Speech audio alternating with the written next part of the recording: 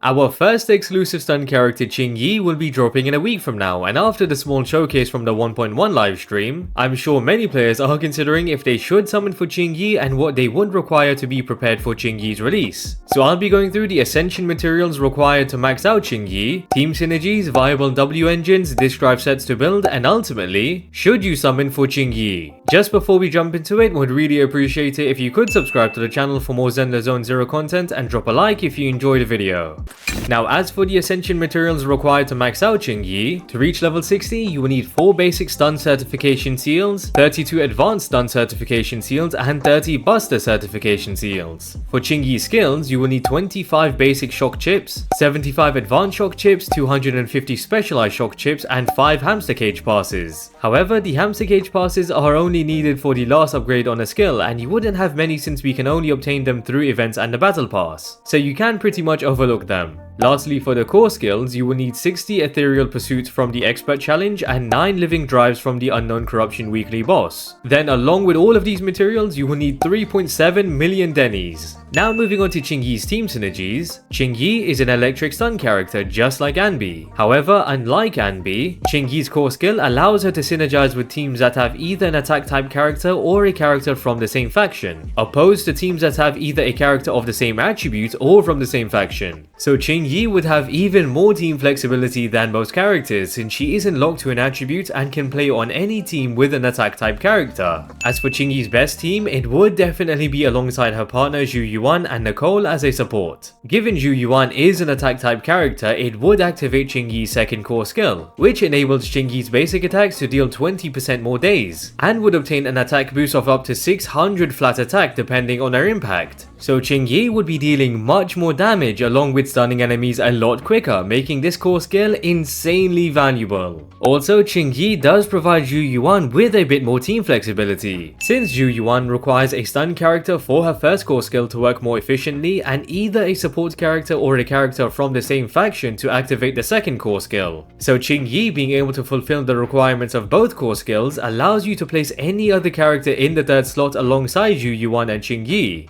That being said, Nicole would still seem to be the best character in the third slot since she provides a ton of value to Jiyan. But later on there might be another character you may want to place alongside Jiyan and Qingyi, which you will have the option to given the extra team flexibility provided from Qingyi. Now lastly, Qingyi's first core skill provides an increase in the stun damage multiplier of up to 60% through inflicting stacks of subjugation with the enhanced charged attack. So this paired up with Nicole providing an ether damage bonus and defense shred on enemies would allow Jiyan's burst DPS whilst the enemy is stunned to skyrocket. So Qingyi synergizes extremely well with Jiyan as she would be boosting Jiyan's DPS as well as providing more team flexibility. Now another good team for Qingyi would be the mono electric team consisting of Grace, Qingyi and Anton. As we already know, Grace and Anton would synergize very well together due to both being from the same faction, and Anton benefits majorly when the enemy is shocked, which Grace would be able to trigger quite often due to being an anomaly DPS character.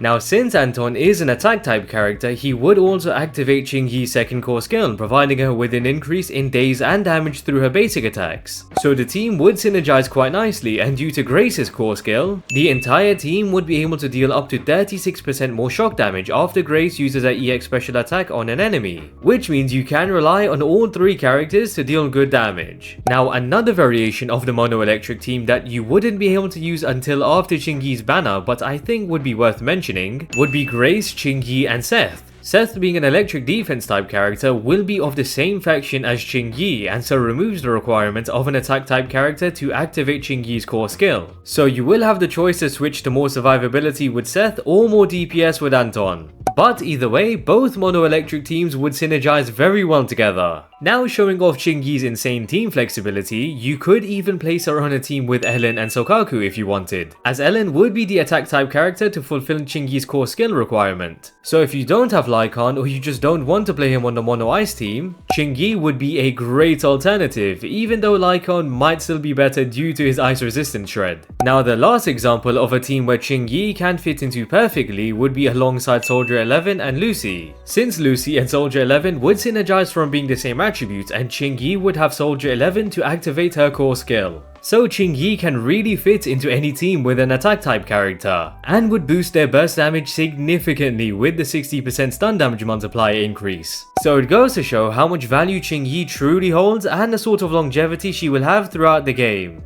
Now as for the viable W engines for Qingyi. As always, the signature W engine will be the best option for the character. So if you are aiming for the best possible build for Qingyi, you would need to pick up a signature W engine. As for the signature W engine itself, it is able to provide an increase in impact of up to 21% during combat, which is obtained through dealing basic attacks and gaining stacks of Terrific. The max amount of stacks of Terrific you can obtain is 30, but once you reach 15 or more, the team will gain a 20% damage increase for 10 seconds. So for a stun W engine to provide a damage increase for the entire team, makes this W engine insanely valuable and provides Qingyi with even more longevity, making it an amazing W engine to pick up, but there are quite a few alternative options if you aren't going to pick up the signature W engine. As for the S rank alternatives, we have the Restrained being Lycan's signature W engine and Hellfire Gears being Kaleda's signature W engine. The Restrained is able to provide an increase of up to 30% in days and damage from basic attacks lasting for 8 seconds and resets after each skill activation. Hellfire Gears is able to buff energy regen when the character is off field by 0.6%, along with increasing impact by up to 20% when using the EX special attack. So both are great for Qingyi, but the Restrained would definitely be the best alternative since Qingyi is more of a basic attack character. Now as for the A rank W engines, you have various options, such as the Damara battery, which will increase electric damage by 15% and increase energy generation rate by 18%. Another option would be the Steam Oven, which is able to increase impact up to 16% and provides an energy regen main stat of 50% instead of the usual impact main stat. Then lastly, you have 6 Shooter being able to provide 24% more days on the EX special attack after accumulating stacks of charge. So there are many viable W engines for Qingyi, and when you do have a few dupes for the A rank W engines, they aren't far from the value the S rank W engines provide. However, none of the alternatives provide any buffs for the team unlike their signature W engine. So I would have to recommend picking up the signature W engine if you can.